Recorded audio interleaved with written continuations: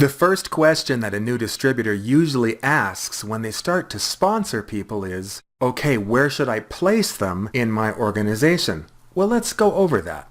Everyone has two legs, a left leg and a right leg. So you're going to try to stay as balanced as possible by sponsoring one on the right and one on the left, etc., etc. The people that you sponsor will also need to have two legs, so you will have people on your team who will create inside legs within your organization. Now, when that happens, you never want to personally sponsor people on those inside legs. You want to continue to sponsor on the outside left and the outside right because that helps the most people, it creates the most cooperation, it creates synergy. Now, when you sponsor your first person, there's a little bit of a strategy, so let's go over that. Let's say that your sponsor has just brought you in and placed you on his or her right leg, just as an example.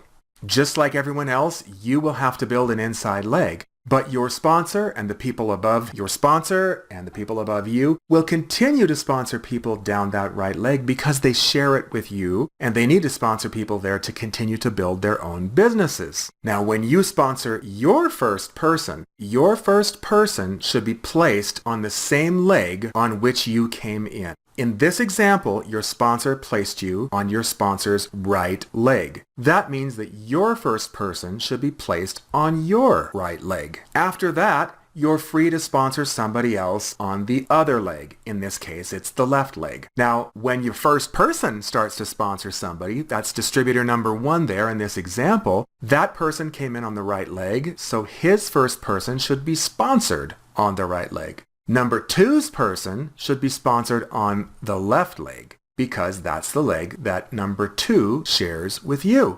After that, you simply want to try to stay as balanced as possible. So every week you'll look to see which leg has the lower sales volume. And when you sponsor somebody that week, you will sponsor them on the leg that has the lower sales volume. Simple. Now, when it comes to sponsoring people from within groups of people that you know, there's another strategy that's very important. You need to be a little careful. So that could be your close group of friends that all know each other, or perhaps your family, or a club that you belong to where everybody's fairly close and knows each other. Perhaps it's your Zumba group, or it's your church group. In any case, when you're working with people that all know each other and that associate closely with each other, this changes things a little bit. You want to sponsor all of those people on the same leg right under each other. That creates cooperation. Now, if you had sponsored them so that one was on one leg and one was on the other, now you're creating competition where the same people from the same group are competing against each other to sponsor the same people that they know, and every time one group sponsors, the other group will be upset.